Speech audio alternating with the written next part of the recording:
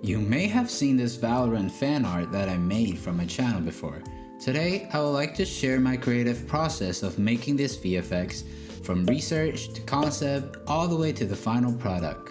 I'll show you the different stages I go through of making a VFX. I'll show you how I critiqued my own work and decided what needs to be polished. It's not like the usual tutorial videos, but I feel like this could be helpful if you're interested in VFX. Let's get started. So, research. This is the first step of all kinds of creative process. So I made this piece for a real-time VFX forum challenge, and the theme was AoE. So I decided to make a fan art of Sage from Valorant. Now, in case you don't know Sage, she's a sentinel in Valorant. She can slow enemies, create ice barriers, and her signature ability is healing. Need healing. For this VFX, I decided to go with the healing ability and make it an AoE. So since I already have a clear style and direction that I want to go, I started to gather reference from the game Valorant. This app is called Pure Ref, and it's very useful to create different images together, and you can drag and drop and change the position how you like. So on the left side we have Sage. She's from China and she is more of like a healer, so it's very calm. You know, the color palette has this bluish green in it. There's this crystal kind of element throughout her ability kit, so I decided to pull some inspiration from these like little crystals. Also, the color is definitely something I'm gonna use. And if we look at her ultimate, which is reviving a teammate, there's this really soft cone shaped thing you can see here, and I wanted to add that to the healing ability. So I already know I want to do something with the crystals, this bluish green color theme, and some of this like soft cone shaped when she's reviving somebody. The next step would be to gather all these inspirations and create a concept. So this is the concept I came up with. Is not really something that's beautiful, but you know, it gets the job done. I'm not an illustrator, so bear with me. But basically what I got is I designed a decal on the ground to indicate the range, so players can get a clear sense of when I'm inside of this AoE, I get healed, right? On the outer side of it, it's get the cone shaped thing that Sage has when she revives her teammates. I'm gonna have this orbiting around in the circle, and in the middle on the ground I only have a gradient right now, but I definitely need some sort of a texture, the one that I keep teaching you guys in my channel, something like that in the middle. The last element, we have these crystals that I mentioned coming up from the ground. I'm thinking like it just keeps spawning as the AoE comes up, and then some sort of fade out when the AoE finishes. And lastly, we have the trails that come off from the crystal, also that comes off from the cone. So once we have made our concept, we have a clear idea of what elements we'll need, right? For example, this crystal, I'll know I need to make a mesh for this. I need to create some sort of a reflective material for it. I'll need to paint the ground decal as it's a very like custom design. And then for the cone elements that's orbiting around, I'll need to paint the trail texture and also create a cone mesh. So after we have our concept done, we have a clear idea of what we need, what we're gonna make, what elements we can reuse from our old VFX.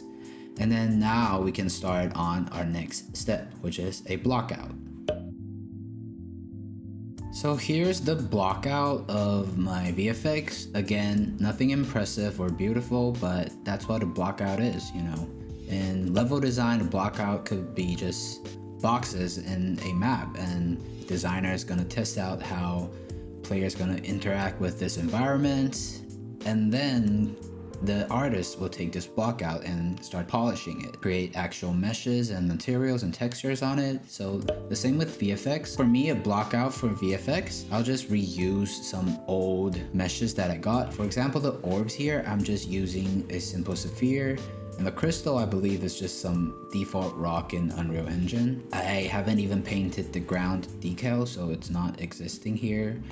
And the middle part is the, you know, for noise that's panning on top of each other. And also in the blockout phase, you already have finished all your Niagara setup for your VFX. For example, I need a mesh render for these orbs. I need some modules to make it orbit in the circle. And then I need to attach a trail onto it. So even though these are all very default elements, I already have this setup done. And then the next step is just gonna be changing the meshes, changing the materials, and then I don't have to worry about the behavior stuff. So now with the blockout finished, we know we're gonna need to paint the ground decal. We're gonna need to create some meshes for the crystal, also the cone mesh or the orbiting elements. We're gonna need to paint a texture for the trails that come off of the orbiting cones, and also trails for the crystal. And then also the color is kind of washed out in here, so that will need to be changed in the next version.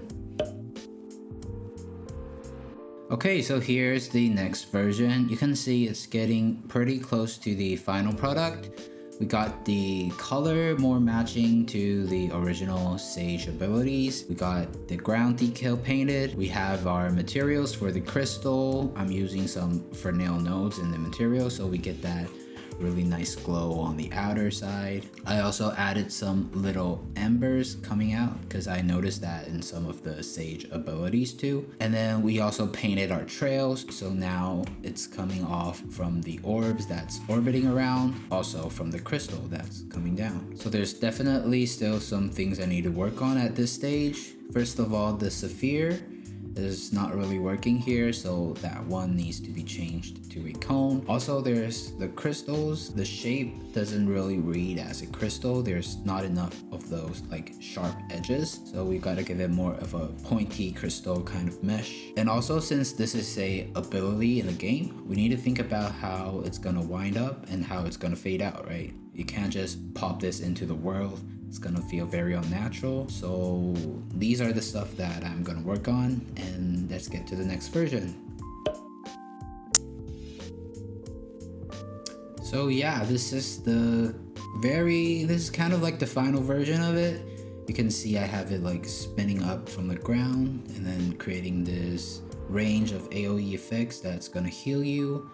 And then for the fade out, I decided to give it like a final climax, so it starts to spin very fast, and then suddenly it loses the power, and then everything just fades out. And the crystal falls down to the ground and starts to bounce, so I feel like that's a nice touch to it. You can also see I added the crystal meshes, also the cone mesh on the orbiting orbs, so it now looks more on theme with the Sage ability. I also created a cylinder around here with a very soft fade.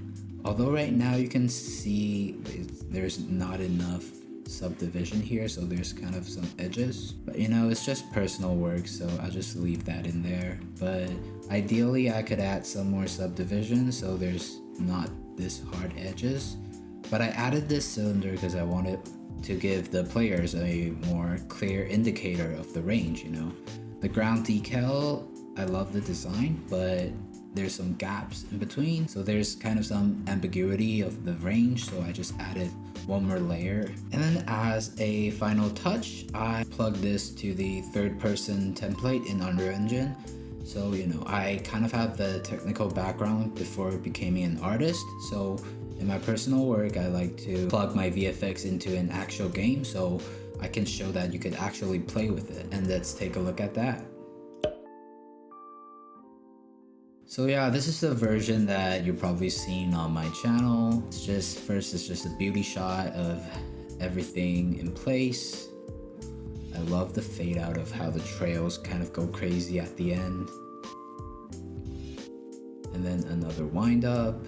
You can see at the start, I gave it like a punch of everything glowing up, so it kind of makes it more impactful. And then this is the plugging it to the first person template I mentioned. So, you know, when you walk inside, there's a simple post-processing on the edges of the screen, indicating that the player is getting healed.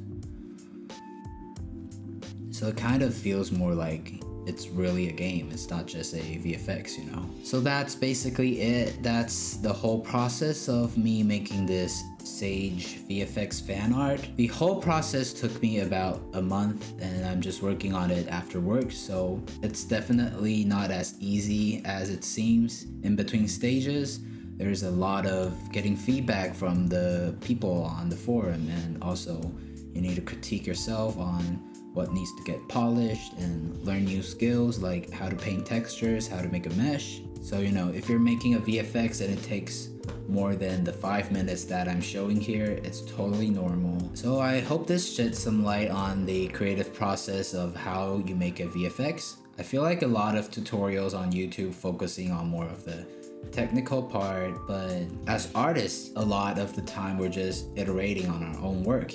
If you see this final VFX, it's very different from the Blockout stage, even very different from the concept. So I hope you learned something from this video, and I'll see you in the next one. Bye.